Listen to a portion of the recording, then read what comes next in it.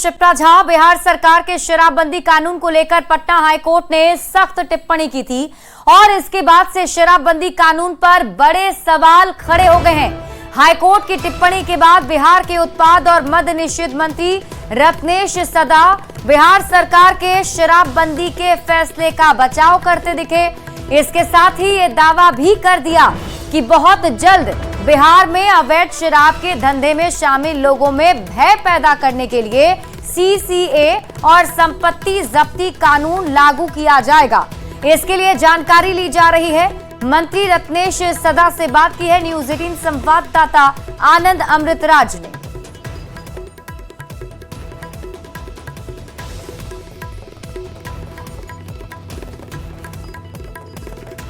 बिहार में शराबबंदी को लेकर सख्त टिप्पणी की है। उत्पाद निषेध मंत्री रत्नेश सदा हमारे साथ मौजूद है। कल तक विपक्ष हमला बोलता था, आपके सहयोगी दल भी सारे में सवाल उठाते थे, अब तो पटना हाईकोर्ट ने सख्त टिप्पणी कर दी। सर, मैं हाईकोर्ट के निर्णय को सम्मान करता हूं, स्वागत करता हूं। उसका सम्मान, हाईकोर्ट का सम्मान पूरे बिहार, पूरे देश के लोग करते हैं। 1 अप्रैल 2000 को शराबबंदी कानून लाया तो शराब पीने वाले अब जो जितने भी प्रतिष्ठित लोग हैं उसके डर से छुप जाते हैं। इसलिए कि पहले तो हम लोग उसके डर से छुपते थे, अब शराबबंदी कानून के डर से वह सोचता है कि कहीं आया है अच्छे लोग, कहीं मेरा। तो ये फैसला तो आपने अच्छा किया सर, लेकिन अब हाईकोर्ट को अगर इस पर टिप्पणी करनी पड़ी तो मामला तो गंभीर हो जाएगा ना। हम देख रहे हैं इसको। इससे पहले सिवान में जो संलिप्त था उसको तुरंत सस्पेंड किया गया है। अच्छा, और जो भी हमको पुलिस पदाधिकारी पर सपोर्ट आएगा, उसका जो सपोर्ट मिलेगा ये इसमें मिला हुआ है तो उस पर कार्रवाई अवश्य होगी। हाईकोर्ट ने भी कहा है कि पुलिस और जो शराब माफिया है उनके मिलीभगत के बिना ये संभव नहीं है। जब से हम मंत्री बने हैं हमको ऐसा कोई पुख्ता सबूत नहीं आया है। अगर सबूत आएगा तो उस पर कार्रवाई करेंगे। तो शराबबंदी कानून को और सख्ती से लागू करने के लिए शराब माफिया पर क्या बड़े कदम उठाने वाले हैं? हम बोले थे अगले बार दुर्गा पूजा से पहले जो सीसीए और संपत्ति जब्त होगी।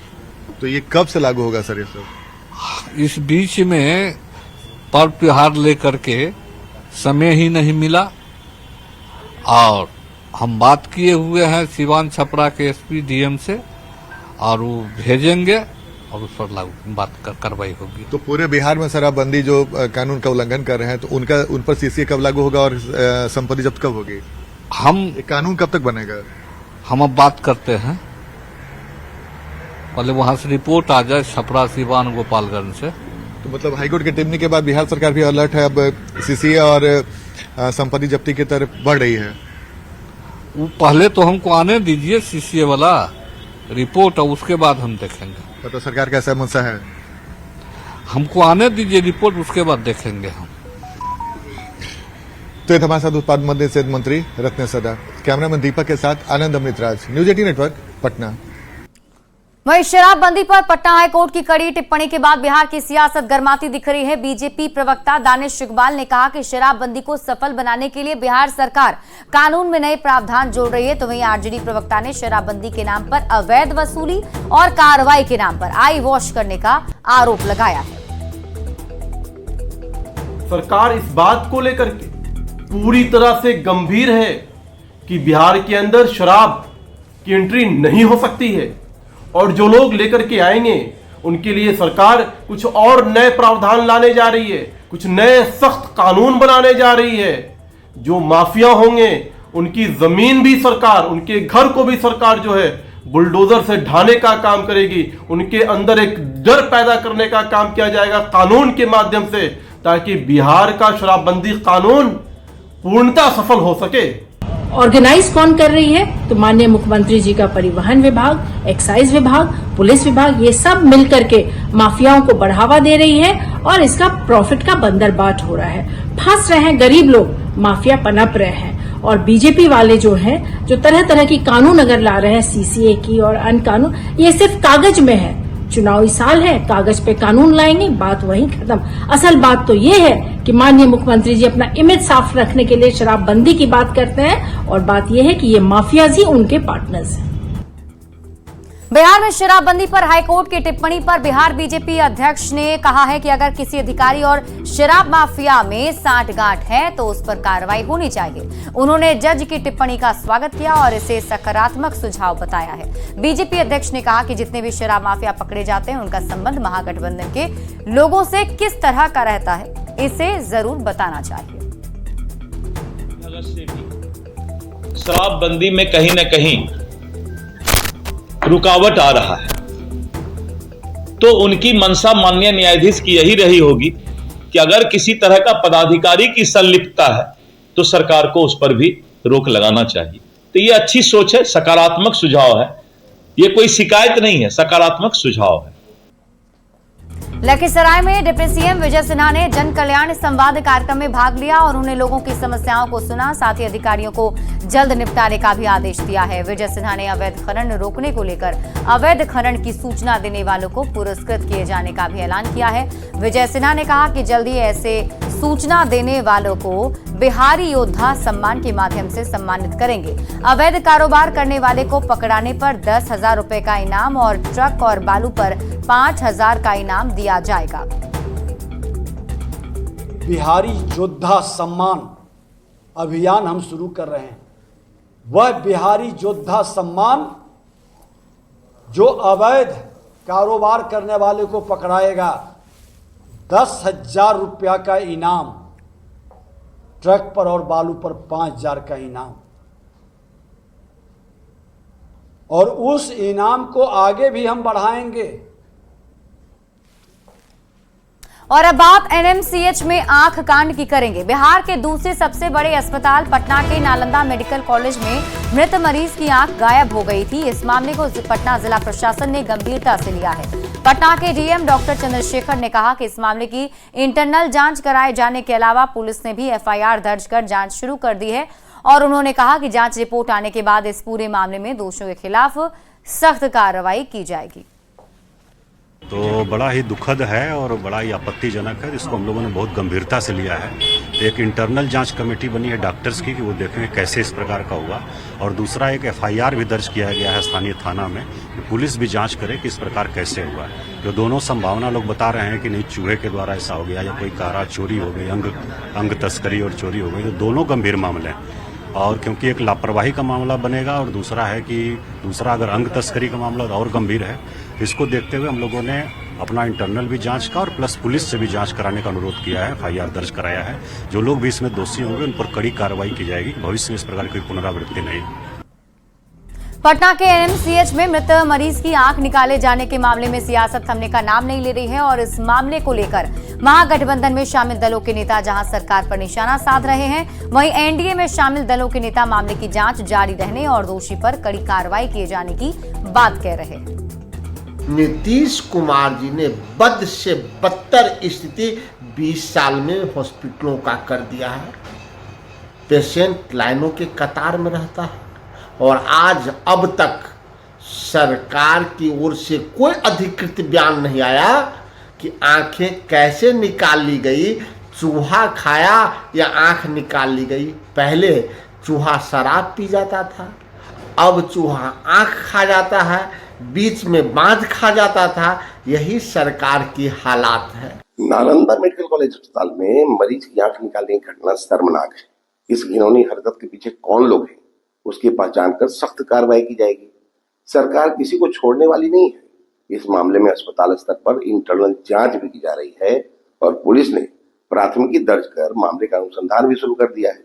जल्दी ही दोषियों की पहचान कर उनके खिलाफ कानून सम्मत कार्रवाई की। देखिए, एनएमसीएच में जो घटना घटी है पूरे बिहार शर्मसार हुआ है। ये मानव तस्करी का मामला है और सबसे दुखद पहलू ये है कि जो मृत है उनके परिजनों ने आरोप लगाया कि उनका आंख निकाल लिया गया। अब वहाँ के प्रशासक कह रहे हैं कि आंख चूहा खा लिया। ये बिहार की एनडीए सरकार में हो क्या रहा है? कभी कहा जा रहा है कि चूहा बांध कुतर दिया, कभी कहा जा रहा है चूहा शराब पी लिया, अब कहा जा रहा है कि मृत लोगों का आंख चूहा खा लिया। तो ये सरकार में हो क्या रहा है? ये तो गंभीर विषय है। सरकार को संवेदनशीलता दिखानी चाहिए। ये एक बड़ी घटना है और अमानवीय कृत्य भी है। जांच के आदेश दिए गए हैं, जांच के परिणाम आने दीजिए, जिनकी जिम्मेदारी होगी उनके खिलाफ कार्रवाई होगी। पटना के एनएमसीएच में मरीज की आंख गायब होने के मामले में बीजेपी के प्रदेश अध्यक्ष दिलीप जायसवाल ने प्रतिक्रिया दी। उन्होंने भी कहा कि इस मामले की जांच रिपोर्ट अभी नहीं आई है, जांच रिपोर्ट आने के बाद इस पर कार्रवाई की जाएगी। उन्होंने विपक्ष की ओर से सवाल उठाए जाने पर भी निशाना साधा और कहा कि विपक्ष के नेता स्वास्थ्य मंत्री भी रह चुके हैं और चूहा शब्द उनके कार्यकाल में ही आया था। अभी जांच रिपोर्ट शायद नहीं आया है, जैसा कि मेरी जानकारी में, और सीसीटीवी फुटेज भी होगा, पता चलेगा। तो एक बार जांच रिपोर्ट आ जाने दीजिए, फिर इस पर तुरंत कार्रवाई की जाएगी। विपक्ष के नेता भी स्वास्थ्य मंत्री रह चुके हैं, और जब वो स्वास्थ्य मंत्री थे तो उसी समय ये चूहा शब्द भी आया था। तो अपने कार्यकाल को याद करें कि उनके समय क्यों नहीं इस चूहा को समाप्त किया गया, अगर चूहा की बात करते हैं। इसलिए ये सब नेता लोग का भाषा समय के अनुसार बदलते रहता है। और अब बात करते हैं बक्सर में धर्म परिवर्तन पर हुए बड़े खुलासे की। बक्सर के नागपुरा गंगा घाट पर कराए जा रहे धर्मांतरण के मामले में एक बड़ा खुलासा हुआ है। सेमरी प्रखंड कार्यालय के बगल के ही चर्च में इसकी रणनीति बनाई गई थी और इसे अमली जामा पहनाने के लिए दियारा के सुनसान इलाके को चुना गया था ताकि किसी को इसकी भनक नहीं लग सके। पूरे मामले में सेमरी प्रखंड के चर्च की भूमिका सामने आई है। न्यूज 18 की टीम जब उस चर्च तक पहुंची तो वहां ताला बंद मिला। लोगों ने न्यूज 18 के कैमरे पर कुछ भी बोलने से इनकार कर दिया, लेकिन दबी जुबान से कही गई बात में लोगों को लालच देकर धर्म परिवर्तन कराए जाने की बात सामने आई है। धर्म परिवर्तन के खुलासे के बाद पादरी फरार है। अब लोगों को इंतजार है खुलासे के बाद प्रशासन की ओर से की जाने वाली कार्रवाई की। और ये तस्वीर जो हम आपको दिखा रहे हैं, ये उस चर्च की तस्वीर है जहां आरोप लगाया जा रहा है कि यहीं से धर्मांतरण का खेल खेला जा रहा था। और ये दूसरी तस्वीर जो अपने टीवी स्क्रीन पर आप देख रहे हैं, ये वो वायरल वीडियो है जिसको लेकर ये आरोप लगाए जा रहे हैं। हम लोग का घाट है, बांध के उस साइड जो है वो सिर्फ खेत ही है, उधर कोई किसी घर भी नहीं है। बहुत कम ही लोग जो खेत करते हैं वो लोग जाते हैं, और वो जहाँ कर रहे थे वैसे जहाँ लोग दूर से देख भी नहीं पाते हैं, तो साइड से वो मुझ लगा हुआ चारों तरफ से, तो घिरा हुआ टाइप का जगह। हाँ, बस लेके गए थे। देखिए जाहिर सी बात है कि घाट पे अगर बहुत सारी महिलाएं जा रही हैं तो कोई ना कोई अपना कोई कगन छुड़ाता है, कोई तनाव करने जाता है, तो ऐसे कोई ध्यान नहीं देता है। लेकिन अगर उसमें एक पादरी दिख जाए आपको तो आपको शक होगा कि हाँ यहाँ कुछ हो रहा है ऐसा। इसकी पूरी क्रोनोलॉजी बताता हूँ। इसका जो एस्टेब्लिशमेंट है, स्थापना इसका हुआ 1951 में। मिस मेबल सेल्डिन मेथोडिस्ट चर्च ये कहलाता है नाम से। अभी इसका नाम खत्म हो गया है, और हम लोग भी इस स्कूल से पढ़े हैं। छोटे छोटे अचीवमेंट पे ये लोग बाइबल पकड़ाते थे।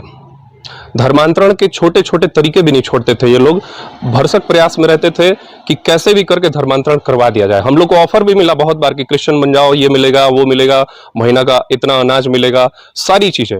और ये जो क्रोनोलॉजी मैं आपको बता रहा हूँ, ये आज से नहीं चलता आ रहा है। ये 1860 से जब ईस्ट इंडिया कंपनी यहाँ पर आई तब से चल रहा है ये चीज।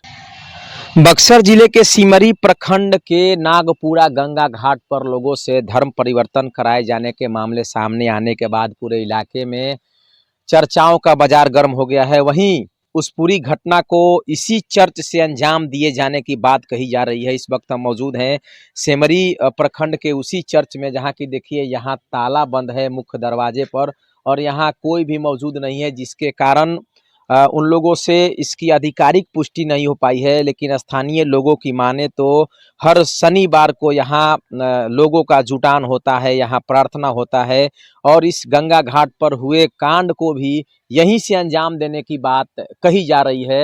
बहरहाल मामला चाहे जो भी हो, इस मामले में प्रशासन कार्रवाई कर रही है, जांच कर रही है। वहीं स्थानीय लोग दोषी लोगों पर कड़ी कार्रवाई करने की मांग कर रहे हैं। चंदन कुमार, न्यूज 18, सेमरी, बक्सर। खबर सोनपुर से है, जहां मोकामा के पूर्व विधायक अनंत सिंह सोनपुर मेला पहुंचे थे और इस दौरान उन्होंने सबसे पहले अपने टेंट में रखे अपने घोड़े लाडले को देखा और उसके बाद सोनपुर मेले में वाराणसी से पहुंचे 2 करोड़ के भैंसे को भी देखा। आनंद सिंह इस भैंसा को खरीदना भी चाहते थे, लेकिन फिर उन्होंने ये कहकर छोड़ दिया कि भैंसा उनके लायक नहीं है। मेले में आनंद सिंह को देखने के लिए काफी भीड़ भी उमड़ पड़ी। मेला को लेकर आपका शुरुआत से आ रहे हैं आप, जैसे देख रहे हैं उसे है। कुछ बदलाव आपको दिखा? बदलाव तो बताया कि पुल बन गया तो लोग घर जा चाहते हैं पटना, ऐसे लोग मेला में रहते थे 15 दिन। बस बदलाव हो, कोई बदलाव नहीं। इस बार आप मेले में क्या लेकर आए हैं? घोड़ा। क्या है घोड़े के बारे में थोड़ा बताइए अपना। क्या बता रहे हैं, घोड़ा जाकर देखो। रेस बंद है यहाँ पे, आप घोड़े के शौकीन है, यहाँ पे रेस नहीं हो रहा है लंबे समय। क्या कहना चाहेंगे सोनपुर में? अगर आपको इंटरेस्ट लेके हम नहीं देखे, तो इंटरेस्ट लेके रेस करवा दिए, लेकिन फिर हम जेल चक्कर में रह गए तो इंटरेस्ट नहीं है। अब रेस होता है कि नहीं होता वो नहीं जान रहे। बंद है, बहुत दिनों से बंद है।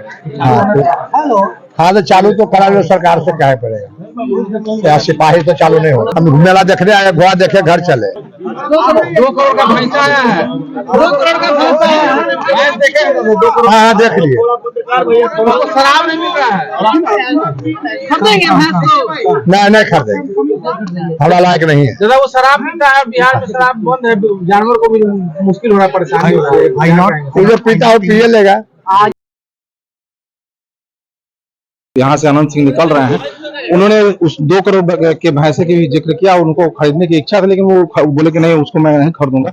और तमाम जिधर यहाँ पे देखिए उनके समर्थक और जो चाहने वाले हैं, किस तरह का क्रेज है उनका आनंद सिंह का। तमाम लोग भीड़ लगाए हुए हैं और वो यहाँ से निकल रहे हैं। तो आनंद सिंह को देखने के लिए लोगों की भीड़ जमा हो गई है और काफी मेले में जो है वो रौनक आ गई है छोटे सरकार के आने से। तो अब देखिए आनंद सिंह यहाँ से निकल रहे हैं और किस तरह से उनके समर्थक जो है वो यहाँ पे मौजूद हैं और भीड़ लगाए हुए हैं।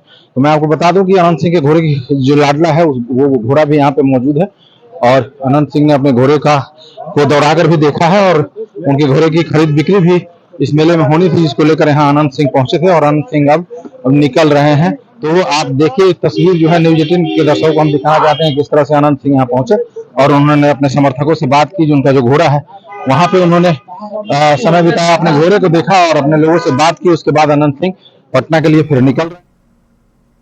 विश्व प्रसिद्ध